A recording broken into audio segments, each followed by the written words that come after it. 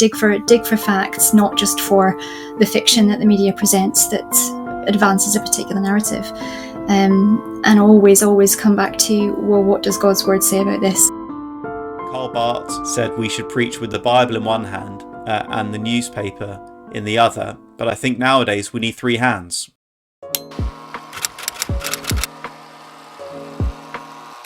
Hello everyone, and welcome to this week's episode of About Abortion. I'm delighted to be joined by my friend and colleague Debbie Mountford. Debbie now works with us at CBR UK. Some of you may remember she did one or two episodes with us on Roe v. Wade over the last couple of years. And she is, I mean, this isn't your official role, Debbie, is it? But you're kind of an unofficial political correspondent for the USA. It's a little bit of a side hustle of yours. A little bit, yes. I do quite like American politics. Whenever we come around your house, there's often a Trump debate playing on in the background, or something similar. So I personally enjoy when we come to see you guys.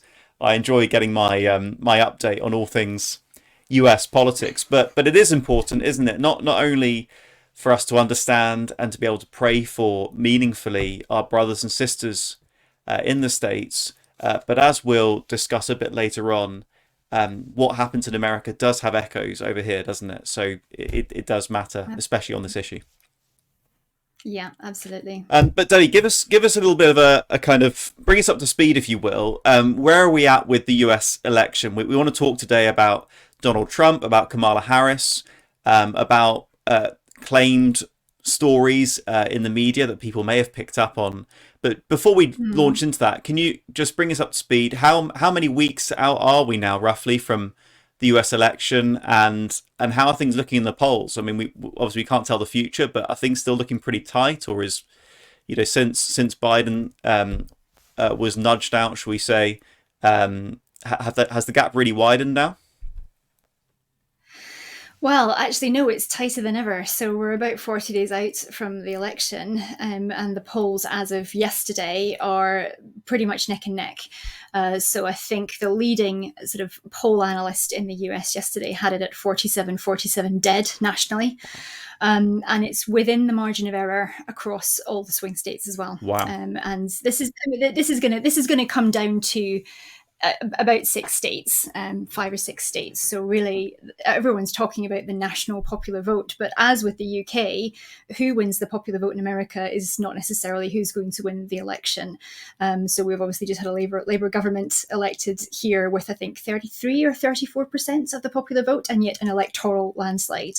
And similarly, that could happen in the US, although I think whether you're looking at popular vote or electoral college, it's going to be pretty tight. But it's within the margin of error across all the key swing states. It's going to come down to Michigan, Wisconsin, Pennsylvania, Arizona, Nevada, Georgia.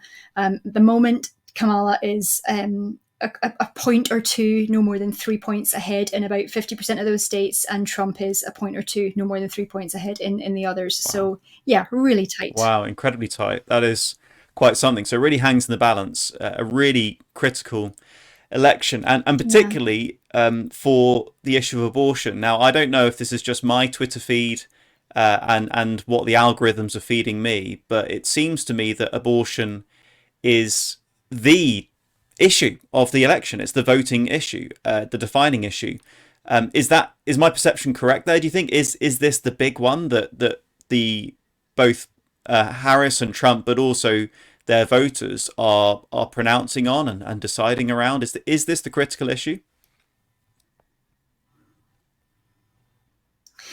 Yeah, I mean, it's definitely one of the top 4. So nearly all Americans, Republican and Democrat and Independent, are voting on not single issues, but one of 4 big issues. And certainly for the women in America, abortion is probably the number one. And that's significant because women are traditionally, particularly women under 30 and under 35 actually, are statistically more likely to vote Democrat by some margin than Republicans. So it's going to come down to abortion, the economy, immigration, and the fight for democracy. Those are the pillars on which this election stands. But Harris and Biden before her have really been pushing, reproductive rights and health, reproductive health care and freedom of choice, although very, very disingenuously in how they're doing it and how they're approaching this. And there have been outright lies told. All politicians lie. I'm certainly not going to claim that Trump has been absolutely truthful through this, but I think that the misinformation, as certainly the Democratic Party are so fond of touting that phrase, misinformation, disinformation, certainly on abortion, that's almost universally coming from the left.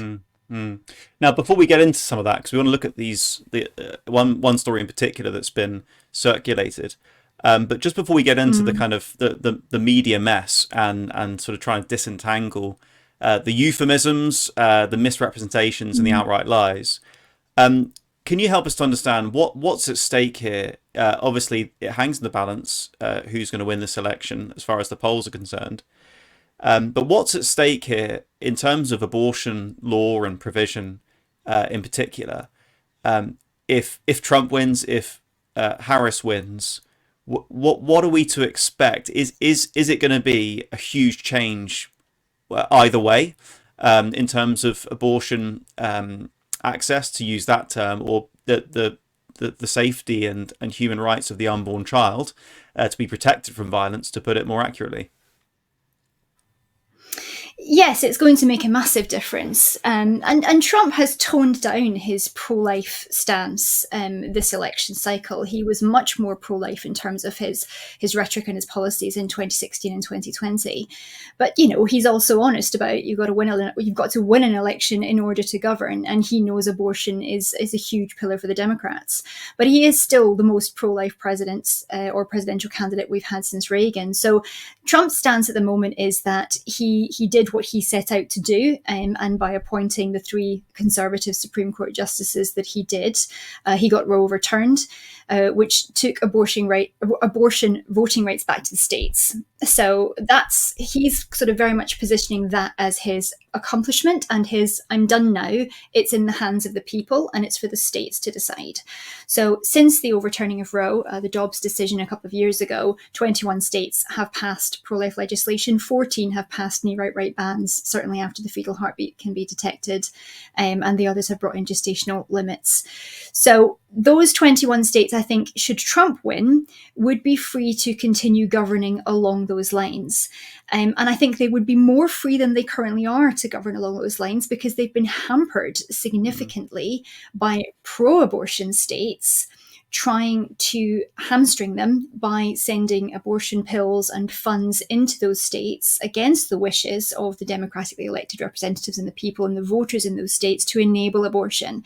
And we've actually seen abortion become, in many ways, more freely available and cheaper in those states post the overturning of Roe than before, because of outside influence. So I think those states would be much more free to enforce their own legislation. I think Trump probably would act, and I certainly think that the Supreme Court will probably act to limit the interference from outside pro-choice states. And therefore we will see, I believe, abortion numbers coming down nationally in the US, because we've certainly seen abortions drop to near zero in some of these states. Arkansas and Oklahoma have seen abortion numbers drop to zero. It's been absolutely decimated in the 14 states where we've seen pro-life bans, 98% drops in the number of abortions. But because they're currently being facilitated from outside, the kind of net difference has actually, unfortunately, been a slight increase. However, hopefully that would stop, and we would start to see real gains in terms of the number of babies saved. Conversely, if Kamala Harris gets in, she has been aggressively pushing for the codifying of the Roe v. Wade protections into law, so she has been proudly saying that she would push for Congress to sign a national federal bill, which would mean that abortion could not be limited in any states, even with local pro-life laws, and that she would proudly sign that into law. So I think we will see the reversal of Roe v. Wade completely nullified if Harris is elected. Wow, so a lot at stake here. Now, I think I've said before on this channel that certainly here in the UK, evangelicals tend to hate Trump more than they hate abortion. That they are more viscerally upset by Trump. They are more eager to not be associated with Trump than they are to clearly expose and condemn the killing of innocent children directly. And one of the Mm. things that these sorts of evangelicals here on this side, one of the things they often say is, "Oh well, Trump's not really pro-life.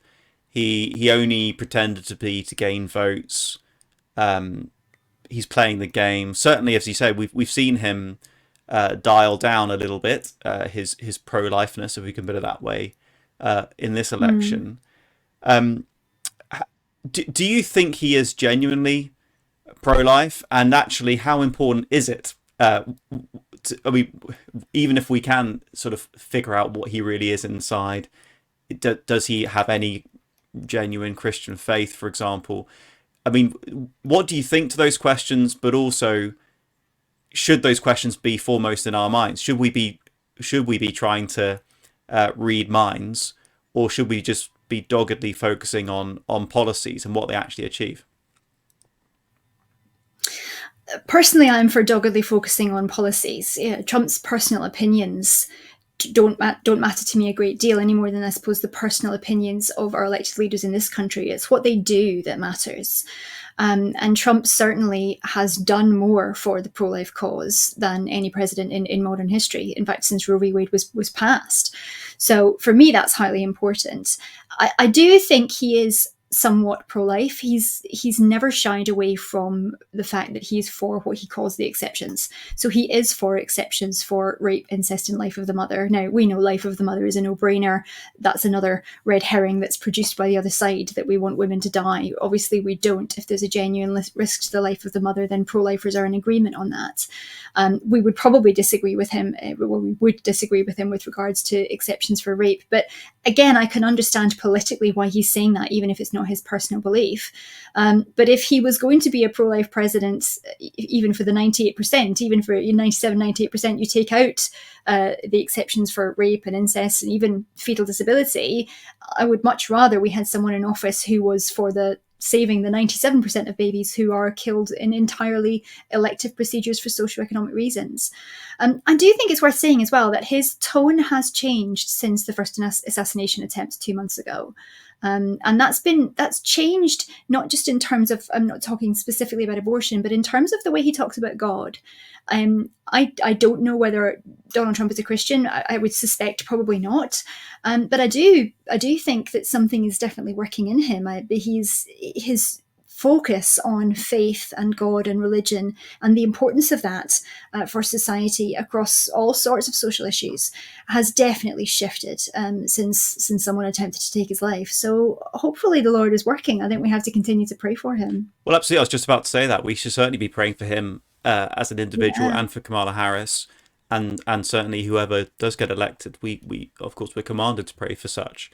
But I Mm. think what's interesting in terms of the evangelical heart and mind, again in this country at least, is we tend to lean left and punch right, and you'll hear people on Twitter, for example, what's it, Krish Kandaya on Twitter, preaching, we should be talking about policies, not personalities. But then he doesn't obey his own law when it comes to Trump. He's all about Trump's Yeah. personality, all about his personal life, and no regard at all, I'm afraid, in Krish's case, for what he's achieved for the rights of the unborn child. He doesn't show any concern for that whatsoever. So there is a problem where evangelicals here and evangelical publications here will Mm. lay into Trump as a person, disregard the good that his policies have done, but then they give Biden and Harris a completely free pass, because you've got Biden saying, claiming to be a Roman Catholic, and yet he's ferociously Yeah. in favour of baby genocide. And of course Yeah. Harris as well. No one's applying the same measure to her that they will apply to Trump in terms of her personal life. So I think there's an issue there in the way that we evangelicals on this side of the pond, the way we sift these things is not even. And the Lord abhors dishonest scales, doesn't he? We need to be fair and even-minded in the way that we weigh things morally and intellectually. and not just be swept along with the overwhelmingly elite, certainly in this country, but also to an extent in the US, that the left leaning bias of the mainstream media. Mm.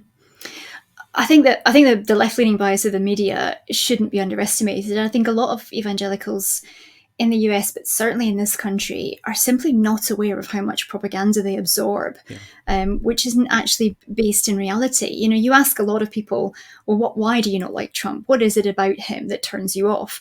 And very often, the answers you will get are based in fallacy. They're based in things that are simply not true. And it's because the media is, I think, about 90% Democrat leaning. Somebody actually published a study on this the other day. It was a graph. I think Elon Musk might have retweeted it. It was fascinating. But you know, the mainstream media, certainly in the United States, is a propaganda arm for the Democratic Party, and they are completely unabashed about presenting a totally one-sided narrative, not calling out one side for any mistakes that they make or any untruths they might tell, and yet demonizing the other side every time they might make a slight mistake. Now, I would just like it to be fair, personally.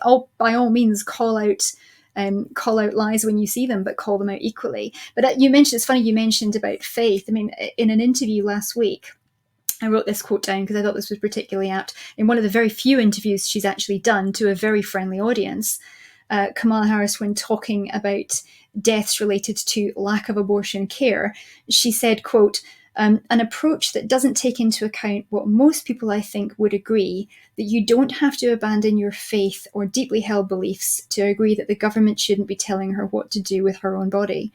So even in that, you know, just that, well, you don't, you know, even if you're a person of faith, even if you're a Christian, you don't have to set that aside to be okay with abortion. And there was no follow-up question.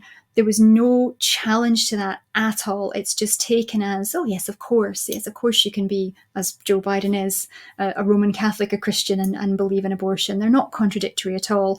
And we're told that about so many of the social issues these days, that they're not contradictory, when in fact the opposite. You just have to glance at scripture to see the opposite is glaringly obvious, and nobody will challenge it.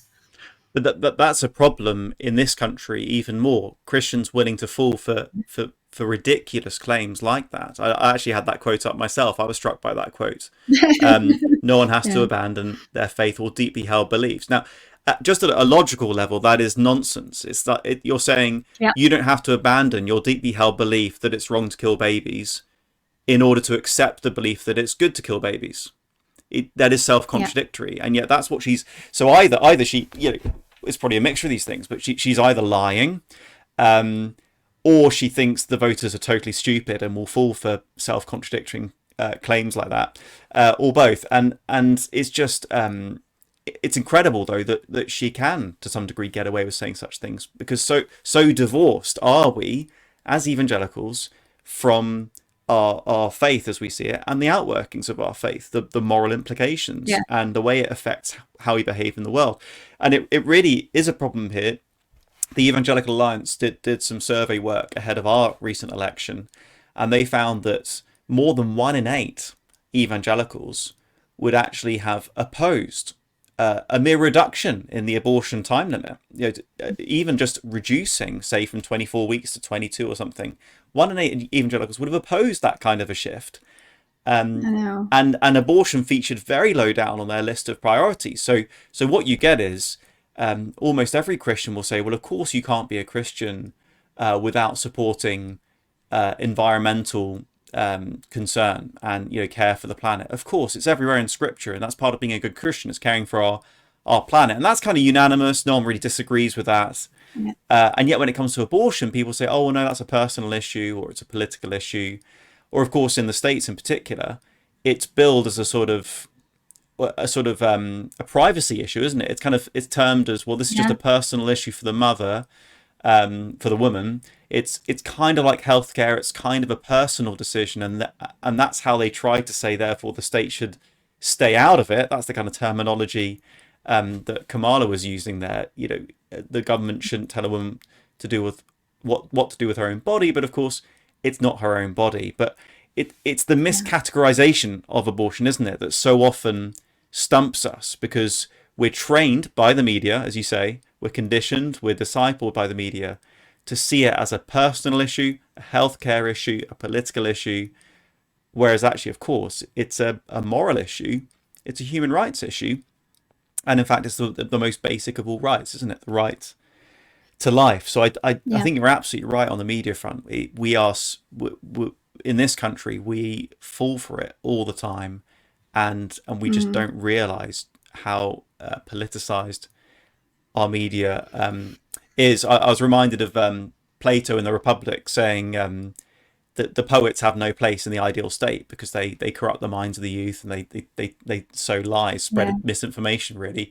Well, that's certainly what's going on with the media in the West by and large. But a lot of Christians are still not waking up to that. I think, yeah, I mean, I completely agree. And you and I talk about this all the time, Dave. But I think it's one thing, and it's easier to accept when it's outside of the church because we do understand how powerful propaganda is. But that figure you mentioned, 1 in 8 from the Evangelical Alliance, I wish that figure surprised me, but it doesn't. And what we constantly get, I think, from within the church, even if a lot of the time it's not even just, oh well, it's a personal issue. A lot of the time they'll go further and say, oh no, we're Christians, of course we're pro-life, but we shouldn't get involved. It's that we're pro-life, of course we are, oh but, and it doesn't, what comes after the but, trying to square that with the previous statement. Well, yeah, of course we're Christians, we're pro-life, we believe unborn babies are babies and all life is valuable and made in the image of God. But, and whatever the but is, it will completely contradict that first Yeah. statement. We talk about what a woman's right to do with, it's a woman's body. Well, okay, well, if it's a baby that's been born who's nursing and is still completely dependent on her mother for life, if she doesn't want to do that anymore, can she stab it through the heart with a kitchen knife? No. Well, what's the difference? And it's Christians shying away from that and shying away from the reality of life in the womb. In one hand, saying yes, we're Christians and we're pro-life, and oh, yes, we believe this is important. Oh, but we shouldn't talk about it, and we shouldn't point it out, and we certainly shouldn't show images of even living unborn babies, and well, maybe we shouldn't be praying outside abortion clinics, and well, we can't get involved in politics, and well, we really shouldn't be getting involved in schools either, and well, we can't talk about it in church in case we may. Well, what's Yeah. left? Where the statement, well, of course we're pro-life, is completely nullified by the lack of action, and it's kind of dumbed down, and it's put forward as, well, we don't want to put people off the gospel, we don't want to offend, this is not what we should be about primarily. Of course it's important, but, and it's that but within the church that I find so difficult sometimes to deal with. You're absolutely right. That I'm pro-life, but it's not only meaningless. I'd go further. It's worse than nothing. It's hypocritical. It's pretending. It's Yeah. claiming to be pro-life, and yet you will not only do nothing to advance the cause of the unborn, you'll actually oppose those who are trying to advance the cause of the Yeah. unborn. About a year ago, I put out on our channel an episode. It's got the title "A Very Disturbing Conversation," and it relates a conversation I had with an elder, a pastor of a church in a city that perhaps I don't need to name for now because it's not really the point, because it's so representative of so many churches in so many cities. But Mm. this church would see itself as the conservative evangelical church of the city, the most evangelical church of the city. This is one of the elders, Mm. and he said he was pro-life, and he was pro-life enough to give me the time to meet up with me, which is further than I get with most elders or pastors. But then in that meeting, he expressed opposition to the use of ultrasounds in pregnancy counselling, saying that it was manipulative to show women their baby. He also said that he would oppose any legislative change to abortion provision in our country because as he put it, until we've got much better social care, etc., etc., it would be wrong, it would be unloving to take away access to abortion because, what a situation we would leave women in if they couldn't have their abortions until we've got better social care or whatever. And this is someone who thinks they're a pro-life elder Yeah. in a pro-life church. And honestly, it's worse than nothing because it's like an inoculation. You've got just a little bit enough, to inoculate yourself against catching the real thing. But that is representative. That's everywhere in this country. Yeah. We are not in any way ready. Our hearts and minds are not prepared to be useful or even fighting on the right side when this stuff comes to our shores. And that was something I wanted to get onto actually in this conversation was, what happens in the US tends to trickle down or reverberate over here in time. My great concern Mm. is if this fight does come to the UK meaningfully, if this becomes a voting issue in our country, if it becomes a massive debate in the public square, most evangelicals currently, as they are now, are not going to be helpful in that debate. They're going to be fighting on the wrong side. They're going to be playing for the other side, saying, "Hey, we shouldn't impose our morality on others. We shouldn't, it's not for us to say what people should and shouldn't do with their own bodies. Christian compassion means supporting people, whatever they want to do." I'm really concerned. We are not ready to even be fighting on the right side, let alone winning when this comes to our shores. Because I don't know what you think, Debbie, but I think this is going to be hitting our newspapers and even Yeah. the ballot box maybe really quite soon. Yeah, and that's one of the main reasons why I got into American politics and find it so fascinating is because what happens in the US is a barometer for what will happen here, but also because the US at least has the debate, even cutting through all the propaganda, all the pro-abortion misinformation. The US does at least have the debate, and some of the truth does make it to the surface. And as a result of that, the US evangelical population is substantially more pro-life in kind of thought, word, and deed than we are. And that's important. And it's because it is talked about. It's because it is at the forefront of people's minds. So, you asked me at the beginning of this conversation, was this a central voting issue in America? And it is. It's one of the top four. I would love it to be one of the top four over here, because I think we would then get the chance to speak into it more and to try and dispel some of these wrong assumptions and this complete misinformation, this house of cards about what legislating against abortion would actually mean. Because you and I know, and obviously that pastor in the city that you were talking about doesn't know, that it's not going to have the knock-on impacts of more children flooding the foster care system, etc., etc. We know, we've seen all the studies that show actually no, most people will take more care not to get pregnant. Most people will, if they do get pregnant, choose to parent. Most of those women will bond with their babies normally. We are not going to see the 250,000 abortions that are happening in this country every year result in an additional 250,000 women and children in care. But again, as you and I would both say, but even if we did, they would be alive and not dead. And we should work to care for them, obviously, but surely not killing them is better than a difficult life or a difficult start in life. But I think this is one of the reasons why the US abortion debate is so Mm. important. And I think the Dobbs decision, the overturning of Roe, has brought it to the surface, and I do think it's getting harder to lie about it. I think Elon Musk having bought Twitter is a huge deal for us in terms of we can now counter some of this information, whereas previously we would just have been silenced. Yeah, absolutely. Now, going back to the media misinformation scene, I wanted to just talk about this story that people may have heard about, and this is beneath the rhetoric and the politics. There is a real story here. That there are real lives that have been lost, and that there's real tragedy in this story. But it's something that has been exploited and politicized Yeah. and misrepresented. So people may have picked up the impression from social media, from mainstream media, something along the lines of apparently some pro-lifers withheld life-saving support from a woman who died because of an abortion, or something to do with Trump or Trump's ruling, essentially, or the overturn of Roe v. Wade, preventing a woman getting life-saving support. Something along those lines is what people Mm-hmm. will have heard. Can you Yeah. tell us what are the facts and how's this being spun out? Yeah, well, there's a couple of cases actually, and I'll talk about them all because I think they're all equally relevant, and it just illustrates just how disingenuous the media can be. Interestingly enough, most of these cases happened in 2022 and they are coming to light now, 40 days before the election. And also a week after Trump and Kamala Harris met on the debate stage, where abortion formed a large part of that debate. And again, a lot of untruths were told.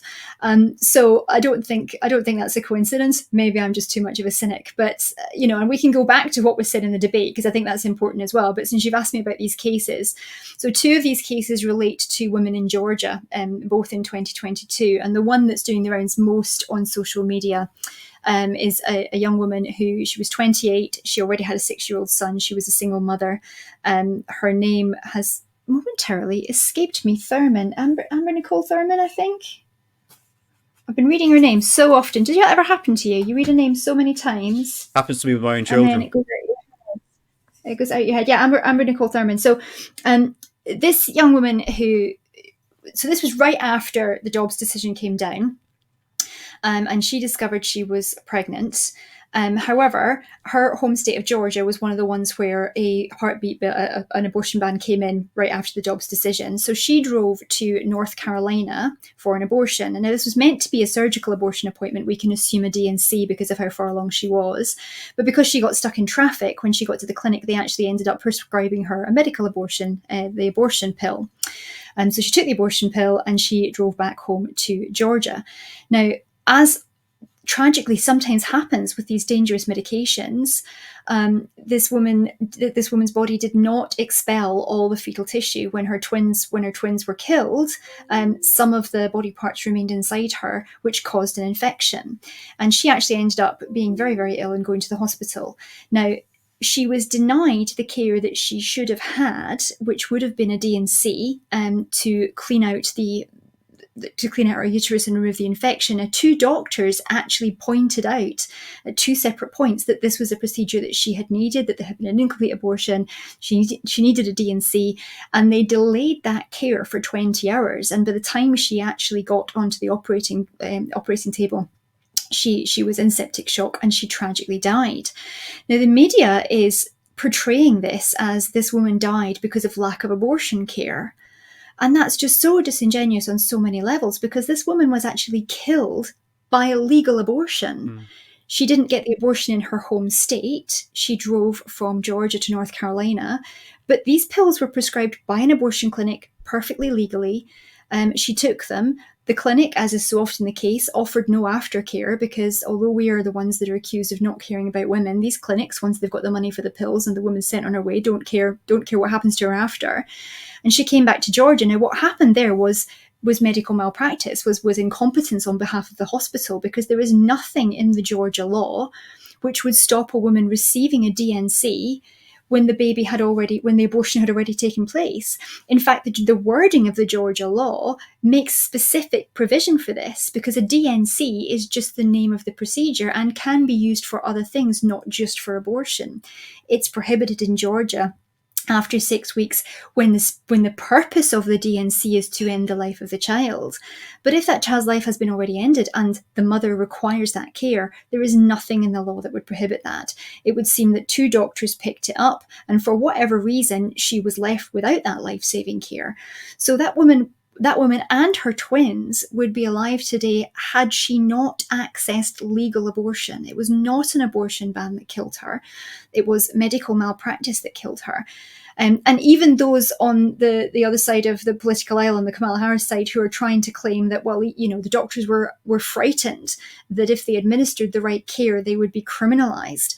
Well, again, the Georgia law is very, very clear. It's not long, it's not wordy, and it's basically, an abortion shall be prohibited after fetal heartbeat can be detected, except in these situations. A, B, and it's spelled out in black and white. It's an extremely short paragraph.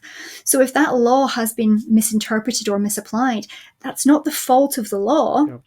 And we should be making sure that doctors understand these laws. But if they did misunderstand it, and I have my doubts here as to whether or not it was a misunderstanding or simply just medical malpractice, but I will say that's my personal opinion based on what we can read of this case. But even if they were fearful that they would be prosecuted for something that they in no way would have been prosecuted for, what part does the media have to play in that when the media is constantly parroting on about how women will be criminalized for miscarriages and ectopic pregnancies and doctors will be criminalized for treating miscarriages? Well, if these doctors are watching nothing but CNN and MSNBC and listening to Democratic politicians, maybe they did believe that. But those are lies, and the people parroting them know that they're lies. And that, for me, is the real tragedy here is that this young woman died from a legal abortion. 3 deaths were preventable. And the media, I think, has to take ownership of that rather than blaming an abortion ban, which had nothing to do with this young woman's death. Absolutely. And as Callum Miller said, I think on Twitter, people don't follow Callum, recommend it. He's a pro-life doctor, a friend of ours. But as he said, the pro-abortion lobbyists, propagandists, the media have been pushing this narrative so hard.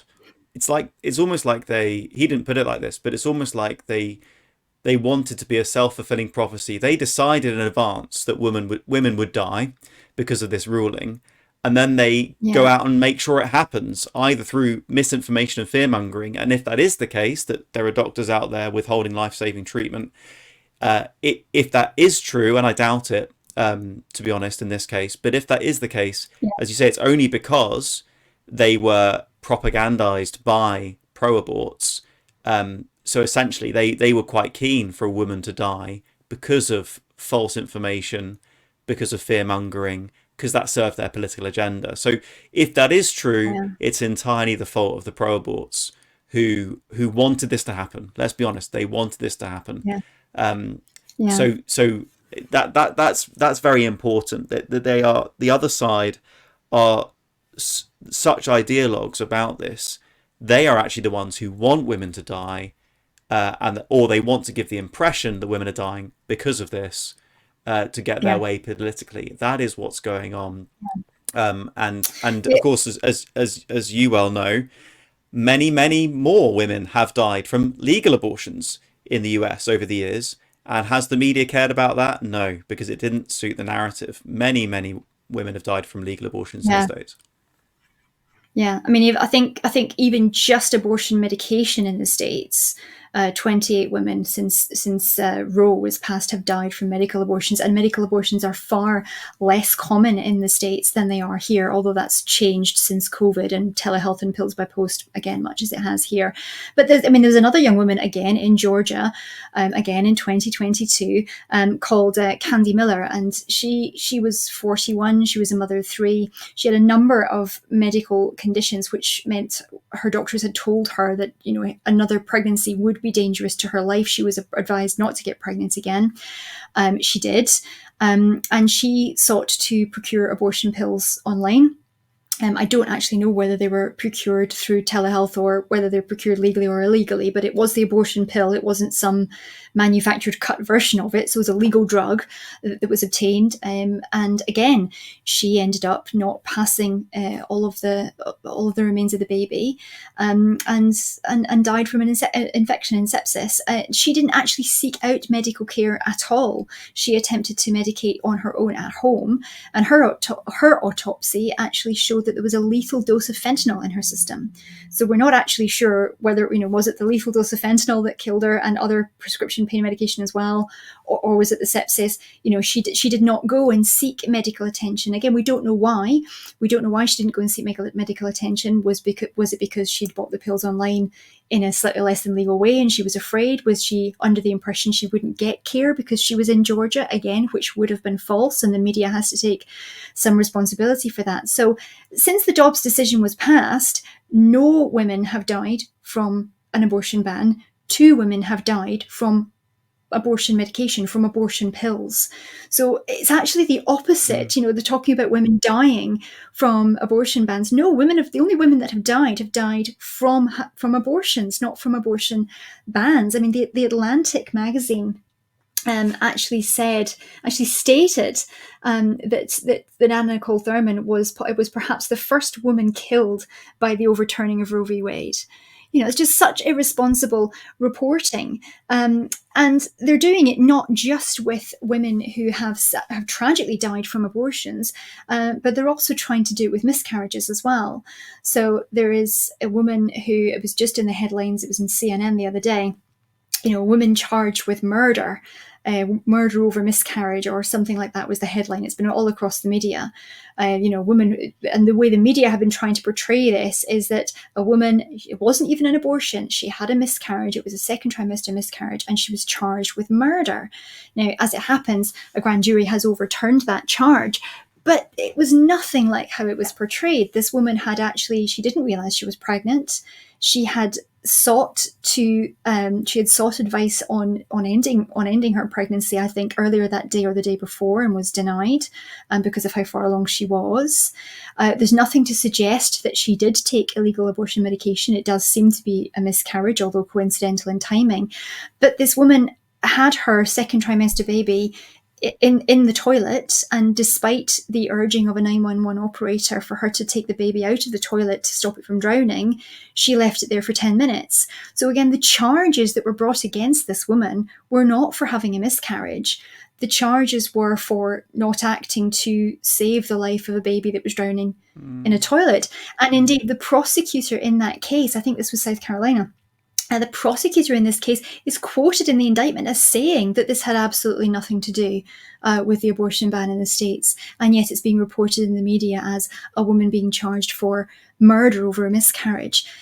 Kamala Harris said on the debate stage on the 10th of September, and she's repeated it since in the media, that women are bleeding out in car parks after a miscarriage. There is no evidence of that whatsoever. I think she was probably referring to a story, again, that seems to have crawled out the woodwork from 2022, shortly after the Dobbs decision, where a woman from Ohio, again, tragically had a miscarriage. That was confirmed in DC, because she was in DC at the time. They did a scan, they found no fetal heartbeat, and she was told that she had several options. She could take some medication to help her pass the baby, she could wait to pass it naturally and see what happens, or she could have a D&C, and she chose, on the advice of her doctor, to allow nature to take its course.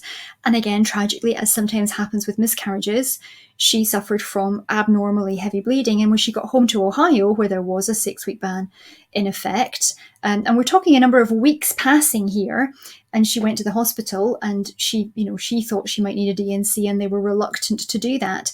And again, the media have piled on and claimed that they were reluctant to do a D&C because of the abortion ban.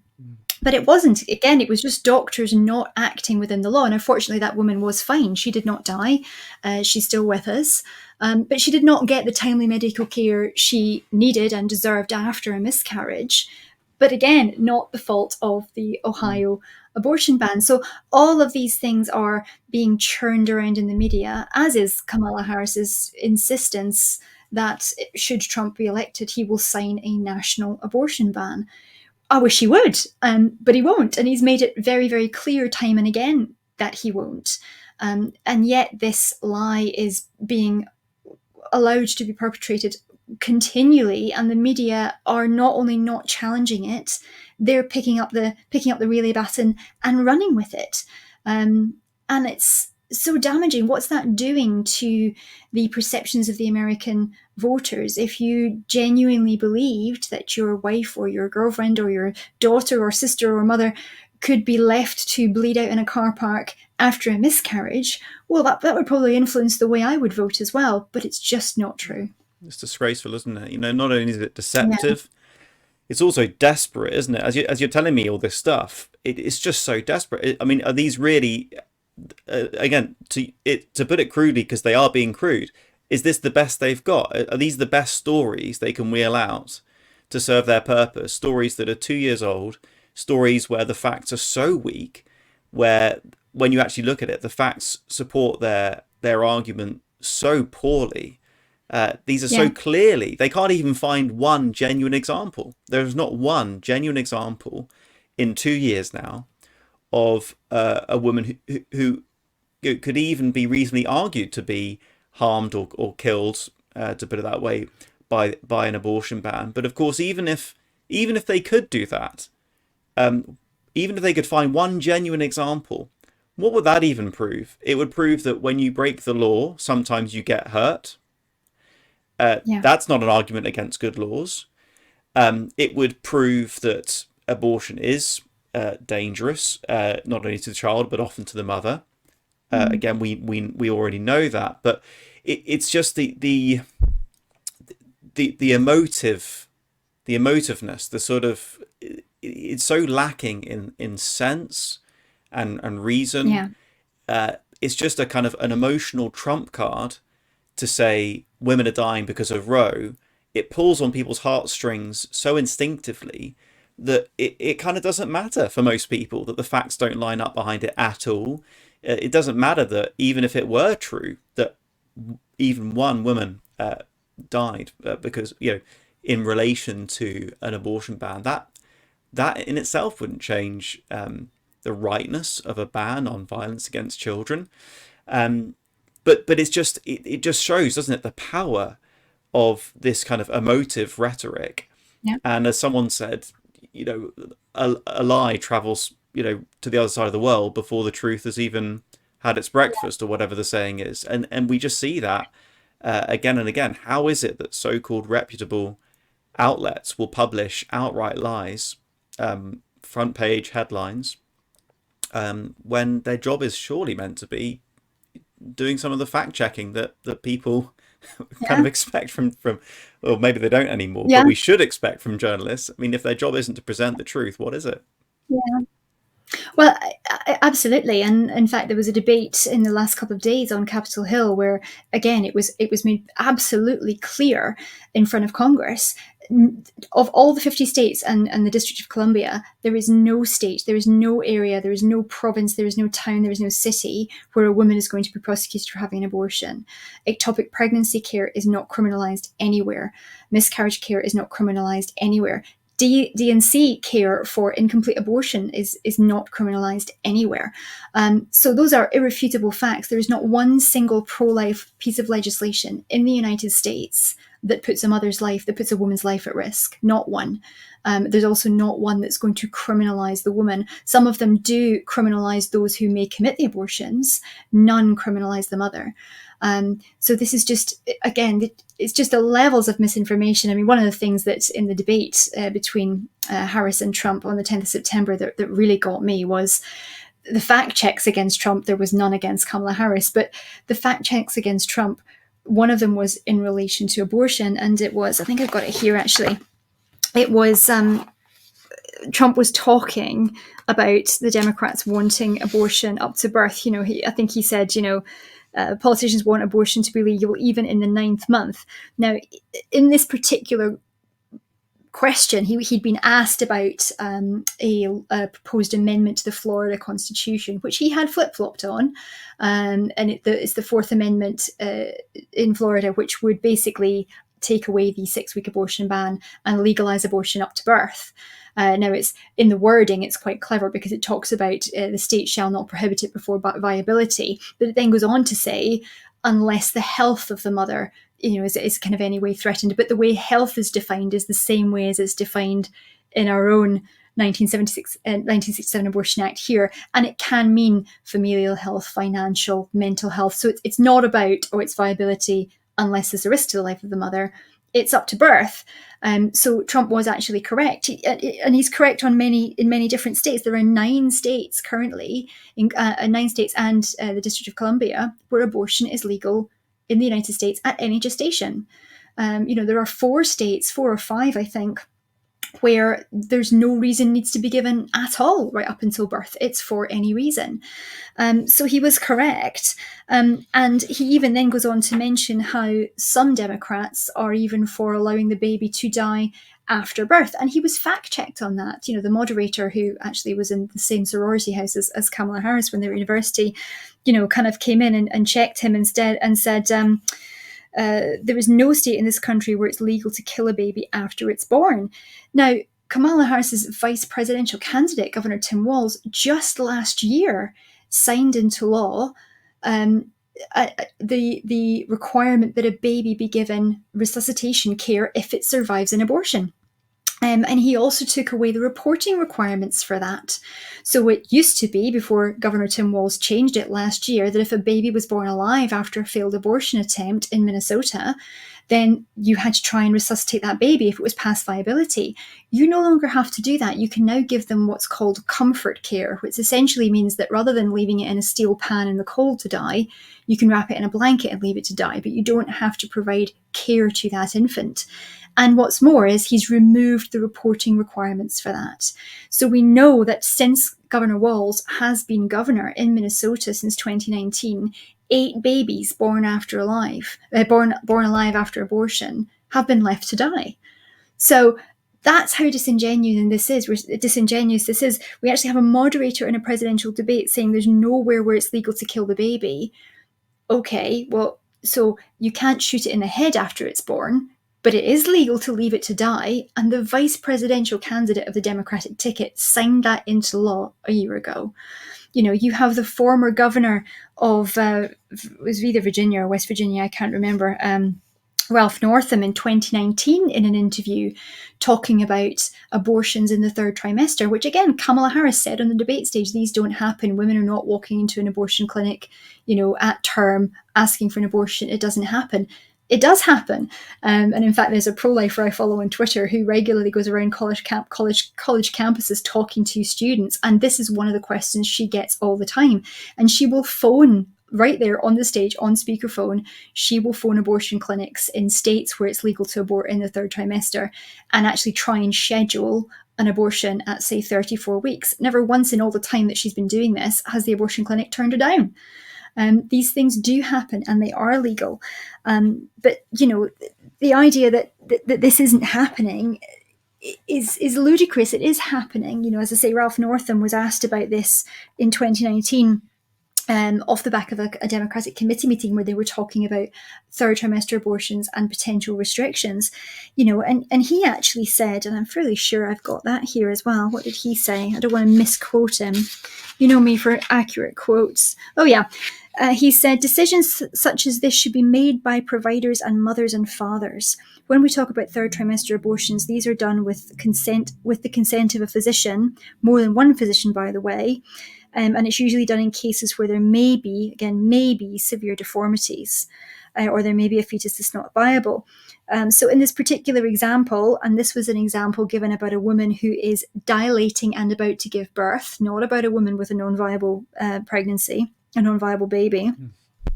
She's saying, I can tell you exactly what would happen, he said. The infant would be delivered. The infant would be kept comfortable. The infant would be resuscitated if that's what the mother and the family desired. And then a discussion would ensue between the physicians and the mother. So Trump was telling the truth. This is condoned by Democratic politicians at the highest level. They might not be talking about executing the baby after it's born, as in slitting its throat or leaving it to drown in a bucket of water, although that used to be common practice before the Born Alive Infant Protection Act was passed. But they do leave infants to die if they're born alive. There's documented evidence of that. And the vice presidential candidate on the Democratic ticket signed it into law in Minnesota a year ago. It's brutal, isn't it? It's brutal. Yeah.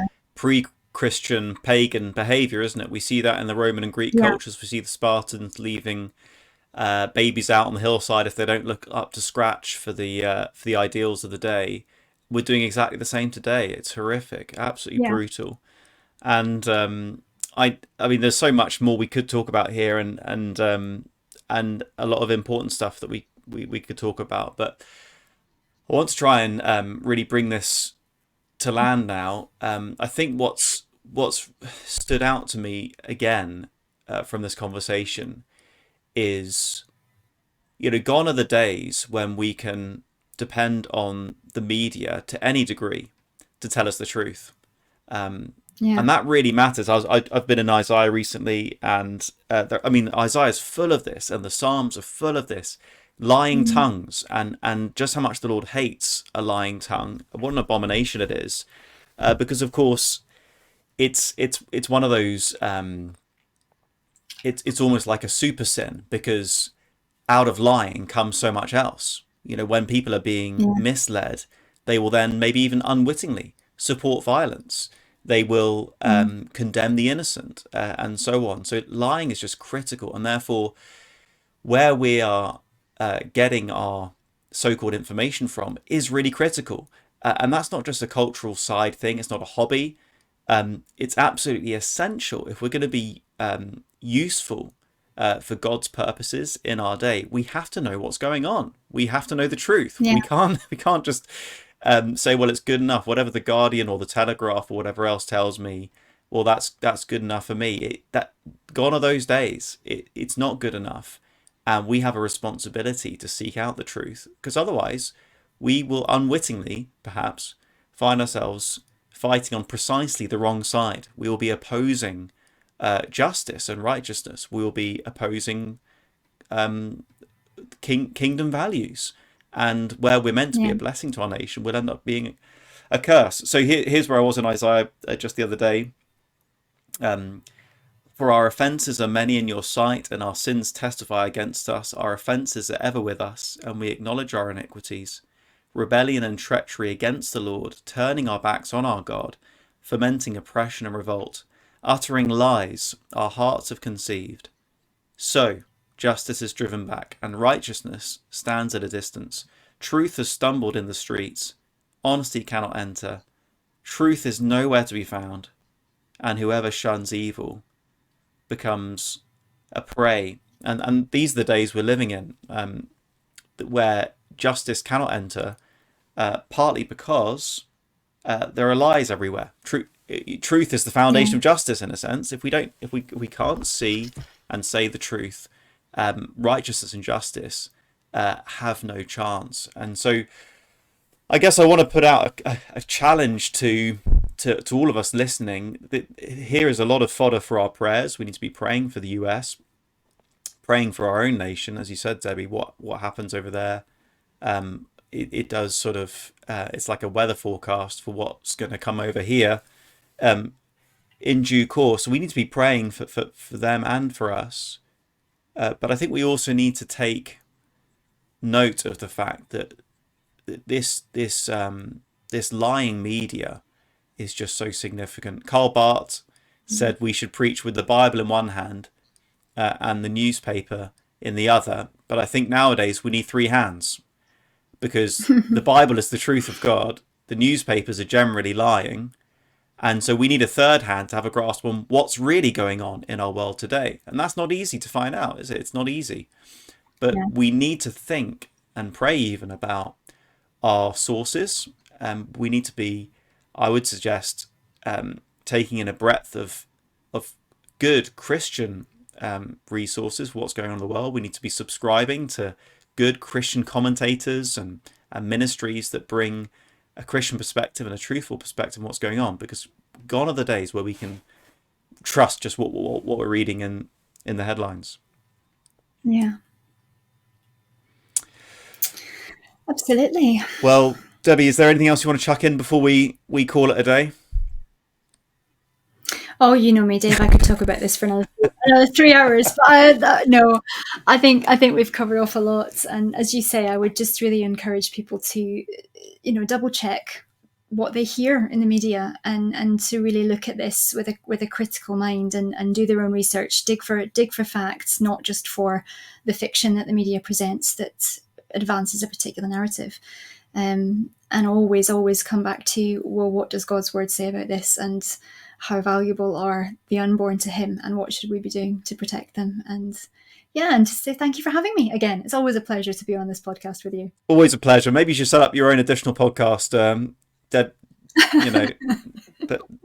Debbie's US politics live stream or something. I think that'd be good. But maybe a unique space. I don't know if there's anyone else doing that in the UK. Anyone with such a passion for US politics. It could be a big break.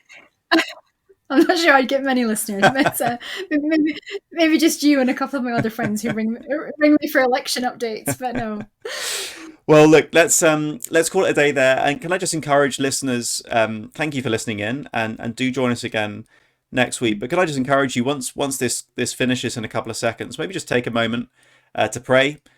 Just take a few minutes to pray in the light of what we discussed. Pray for the US, pray for this election, pray for Trump and Harris, pray for the unborn in the States, but also pray for us here that we will wake up in time for when this really hits our shores, so that we can be ready to fight the good fight and be firmly on the side of justice and truth. So can I just encourage you to take a moment now to pray, and we look forward to seeing you again next week.